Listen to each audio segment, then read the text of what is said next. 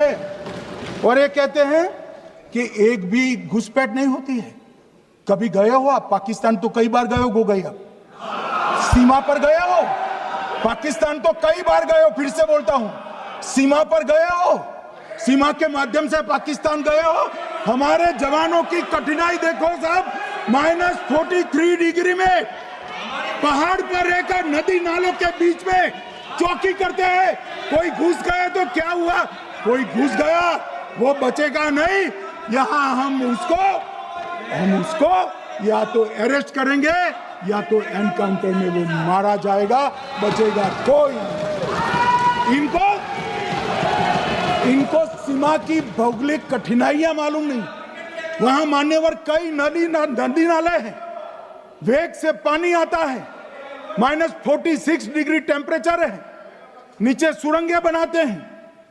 और ये तो ऐसे कह रहे हैं घुस गए।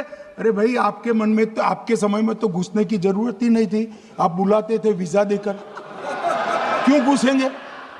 घुसने की जरूरत ही नहीं। जैसे आप पाकिस्तान जाते हो वैसे वो यहां आते। मानवर, अब ये कैसे हमें पूछ सकते हैं?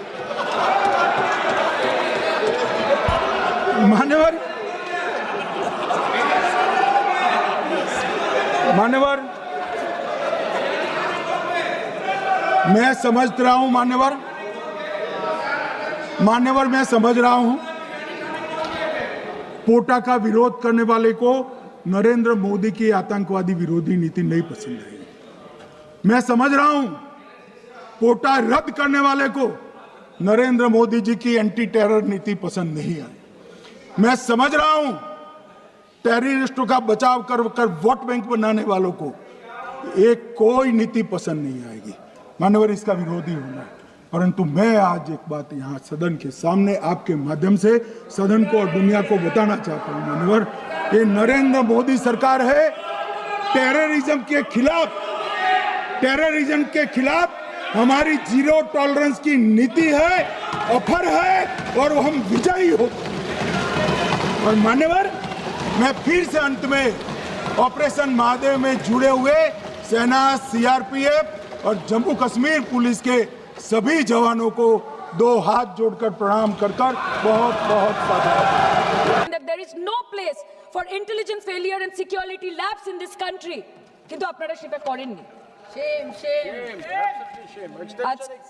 কালকে আপনারা বললেন যে জয় পান্ডা बोल रहे थे कि ऑपरेशन